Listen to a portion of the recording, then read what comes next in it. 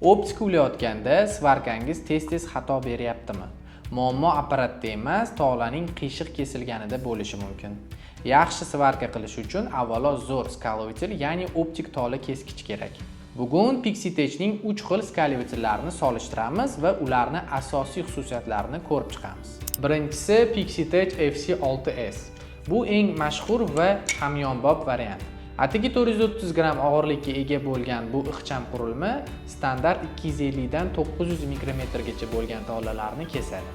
Kesish jarayoni juda oson. Bor yo'g'i ikkita harakat bilan amalga oshadi. Kesish burchagi 0,5 gradus atrofida bo'lib, svarka zo'r tushadi. Pichoq resursi esa 36 ming marta kesishga yetadi. Ikkinchisi Pixitech FC-S09.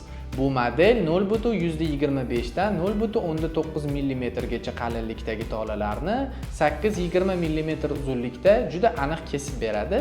Kesish burchagi 0,15 gradus va resursi xuddi oldingisi kabi 36 ming marta. Lekin buning eng zo'r plyus tomoni bor, tola qoldiqlarini yig'adigan maxsus konteyner qurilmaning o'zida zavoddan o'rnatilgan. Tolani kesishingiz bilan mayda shisha qoldig'i avtomat ravishda idishga tushadi. Qo'lga shisha kirib ketmasligi uchun eng toza va xavfsiz qurilma. Va eng baquvvat model Pixitech FC09. Juda ixcham, yengil qurilma. 250 va 900 mikrometrli tolalarni bemalol kesadi.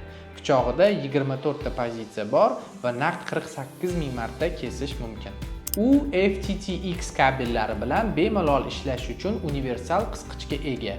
Kerak bo'lsa, bunga original Fujikura pichoqlarini ham qo'yib ishlatsa bo'ladi. Batafsil ma'lumot olish va buyurtma berish uchun hoziroq bizga qo'ng'iroq qiling.